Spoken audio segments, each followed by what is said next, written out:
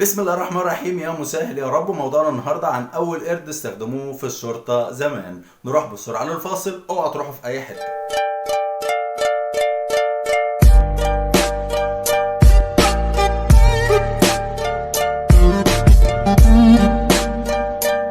ورجعنا لكم من الفاصل وهنتكلم عن ايه نوع القرد، وهنتكلم كمان على مين اللي استخدموه. نوع القرد هو قرد من فصيلة البابون، يتميز بالسرعة وخفة الوزن والذكاء الحاد، واهم ميزة بتميزه عن بقية القرود هي الشراسة، وده السبب اللي خلى اللي يستخدموه.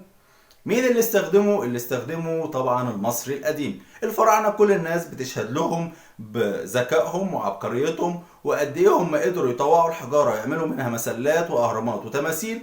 قدروا برضو يطوعوا النوع ده من القرود ويخلوه يساعدهم في حياتهم اليومية. القرد ده ساعدهم في تحقيق الامساك بالمجرمين واللصوص، وكمان الزراعة والصيد، وكمان حفلات السمر. اللي يأكد لنا على كده الاكتشاف اللي اكتشف في مقبرة نبي معنخ اللي لقوها في سقارة. الراجل ده كان من الأسرة الخامسة. المقبرة بتاعته ترجع ل 2500 سنة قبل الميلاد.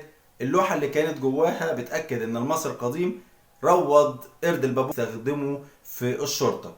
اللوحة دي كانت عبارة عن ايه؟ عبارة عن راجل شرطة ماسك في ايده اليمين وايده الشمال قردين، والقرد اللي في ايده الشمال بيهجم على لص بيحاول يسرق الكرابين، وبيمسكه من رجله اليمين، والراجل اللص بيحاول يدافع عن نفسه بايده اليمين. قد ايه المصري كان ذكي جدا انه يجسد الحياة اليومية اللي بتحصل، وقد ايه انه يأكد لنا ان كان اول جهاز شرطة في العالم يستخدم القرود هو كان في مصر او في كيميت. مصر من زمان جدا بلد عظيمة متطور، في نظام للأمن بيحافظ على الأمن والأمان، يحب أي حد يعيش فيه. دمتم في رعاية الله، أتمنى لكم حياة سعيدة. اوعوا تنسونا من اللايك والشير، واستنى منكم تعليقاتكم وتقولوا لي نقدم ايه في الحلقة الجاية. السلام عليكم.